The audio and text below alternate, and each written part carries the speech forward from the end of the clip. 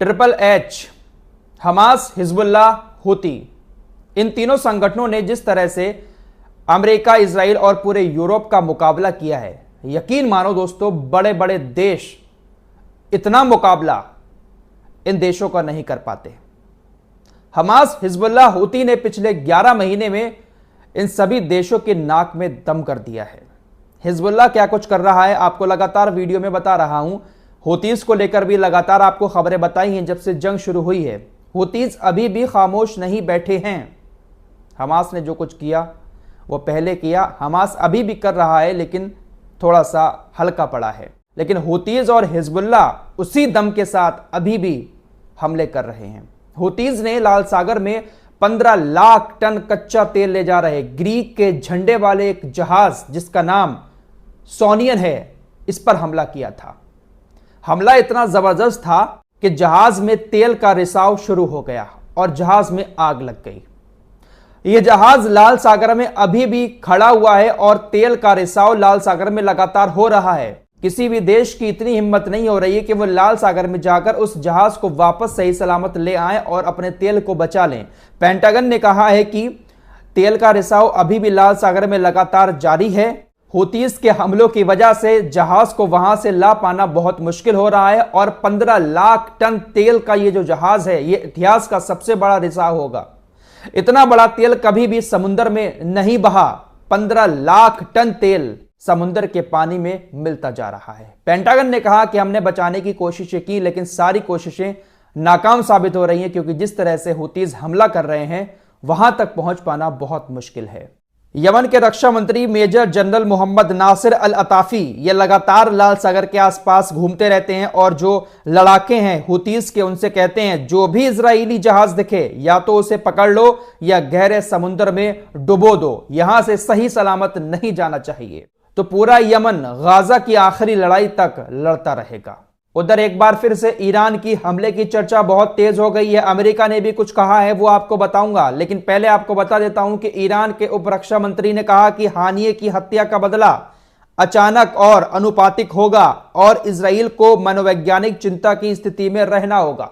Iran के सभी अधिकारियों का यही कहना है कि हमला होगा और अचानक से होगा, पता भी नहीं चलेगा इजराइल को। इजराइल इसी चिंता में डूबा रहेगा हमेशा कि ईरान हमारे ऊपर कब हमला करेगा। ईरान ने कहा है कि वो अपनी सैन्य ताकत बढ़ा रहा है और मिडिल ईस्ट पर कब्जा कर लेगा और इजराइल को दुनिया के नक्शे से हटा देगा। ईरान की इस तरह की धमकियों को देखते हुए एक बार फिर से अमेरिका ने अलर्ट जारी किया है और कहा है कि ईरान इजराइल के ऊपर हमला करने के लिए तैयार बैठा है। ये जो राष्ट्रीय प्रवक्ता है व्हाइट हाउस का जॉन किर्बी, इसने कहा कि हमारा एक मैसेज है ईरान को कि आप ये जो प्लानिंग कर रहे हैं ऐसा ना करें। आपके पास कोई भी वजह नहीं है इजराइल के ऊपर हमला करने की।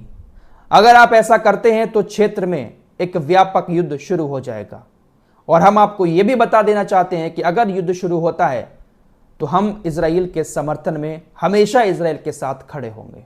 आपके पास कोई भी वैलिड रीजन नहीं है कि आप इजराइल के ऊपर हमला करें। इजराइल ने ईरान के ऊपर एक बार फिर से आरोप लगाया है कि ईरान हिजबुल्लाह, हूतीज और हमास को बढ़ावा दे रहा है, समर्थन करके मिडिल ईस्ट में सिर्फ और सिर्फ युद्ध को बढ़ा रहा है। इजराइल का डिफेंस मिनिस्टर योब गैलेंट ईरान को लेकर कहता है कि ईरान की आक्रामकता रोजाना बढ़ती जा रही है, सारे रिकॉर्ड तोड़ रही है। ईरान जो न्यूक्लियर पावर प्लांट का निर्माण कर रहा है उसको तुरंत अमेरिका के साथ मिलकर इजराइल को रोकना होगा, वरना ईरान बहुत बड़ा खतरा मिडिल ईस्ट में बन जाएगा। फिलहाल ईरान ने अपनी जो ताकत बढ़ाई है उससे इन लोगों को मिडिल ईस्ट में अब खतरा तो हो गया है, वरना हमेशा इन लोगों ने मिडिल ईस्ट में राज किया है।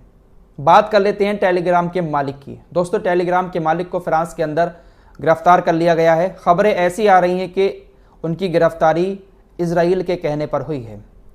इजराइल ने फ्रांस से कहा कि किसी भी तरह से इनको गिरफ्तार करो। खबरें ऐसी आ रही हैं कि टेलीग्राम के मालिक को फ्रांस के राष्ट्रपति इमैनुअल मैक्रों ने इनवाइट किया था, अपने देश में बुलाया था डिनर करने के लिए। धोखे से बुलाकर टेलीग्राम के मालिक को फ्रांस के राष्ट्रपति ने अपने देश में गिरफ्तार करवा लिया। यह दावा एक फ्रांसीसी अखबार ने किया है कि जब फ्रांस के अंदर टेलीग्राम के मालिक से पुलिस ने पूछताछ की तो उस पूछताछ के दौरान उन्होंने इस बात को कबूल किया कि इमैनुअल मैक्रों ने मुझे डिनर के लिए इनवाइट किया था, इसीलिए मैं फ्रांस आया था।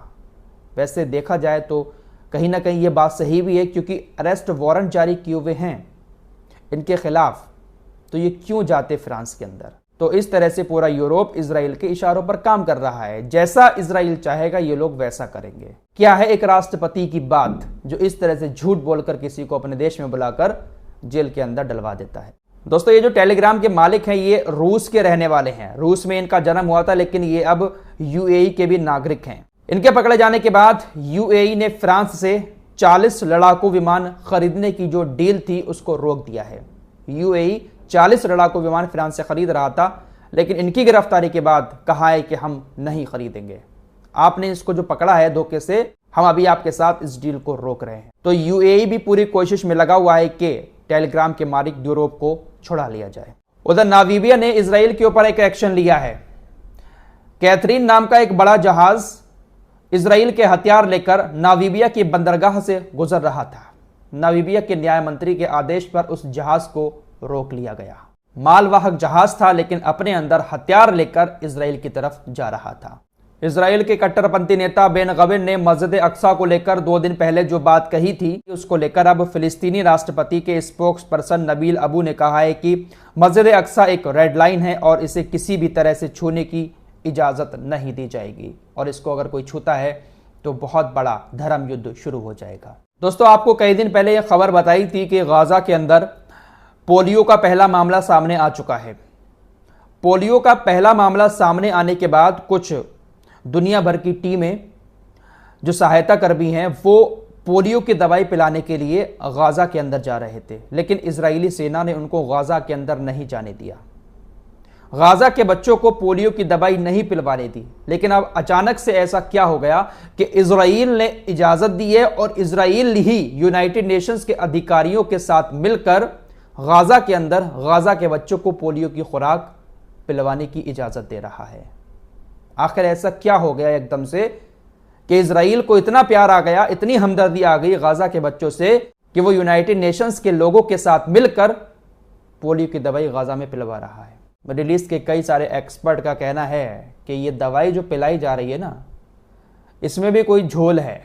जो इजराइल बमबारी करके गाजा के छोटे छोटे बच्चों को मार रहा हो, वो उनकी जान बचाने के लिए, पोलियो के खतरे से बचाने के लिए दवाई क्यों पिलवाएगा। बहुत सारी बातें इसको लेकर चल रही हैं। फिलहाल पोलियो की दवाई गाजा के अंदर पिलना शुरू हो चुकी है। स्पोर्ट में इतना ही। कुछ और लेटेस्ट अपडेट के साथ जल्द हाजिर होऊंगा। तब तक के लिए अपना ख्याल रखिएगा। अल्लाह हाफिज़।